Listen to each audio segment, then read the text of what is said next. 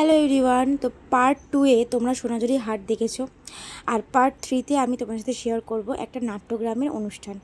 তো আমরা পাশ দিয়ে গেছিলাম একটা নাট্যগ্রাম, যেটার নাম নির্ভীত পূর্ণিমা নাট্যগ্রাম। আর এখানে আমি আসার সাথে সাথে এত সুন্দর পরিবেশ, এত সুন্দর শান্তশিষ্ট প্রকৃতি, আমি শান্তিনিকেতন না আসলে বোধহয় জানতে পারতাম না।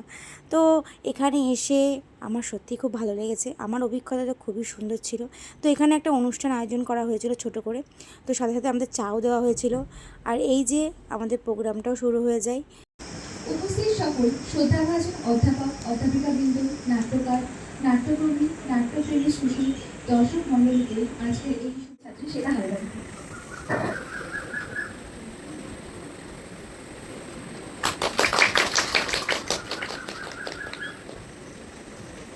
এবং আমাদের ইউনিভার্সিটির শিক্ষক শ্রী কাজী আবু জুমান স্যারকে বরণ করে নেবেন আমাদের বিশ্ববিদ্যালয়ের ছাত্রী শ্রীপর্ণা মণ্ডলী।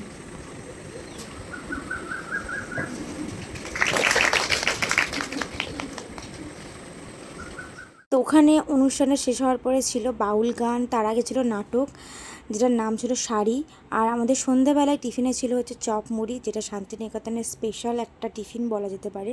সুরে গেয়ে উঠল কোকিল, আমার গায়ের ক্লান্তি ঘাম যৌন, আমার গোপন যত কথাই সব আমি তোকেই দেব, তোকে দেব তোর ছেলেবেলা, তোর কাছ থেকে চেয়ে নেব।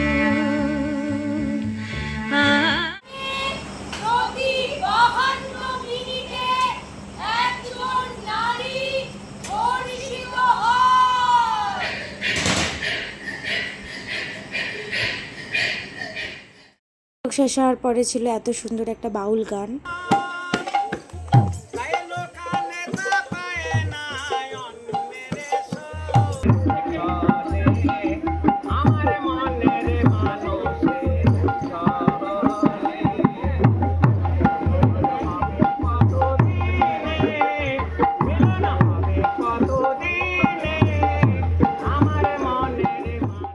বাউল গান হচ্ছে, আর আমরা নাচের মেয়েরা একটু তালে তাল মেলাবো না, এটা তো হতে পারে না।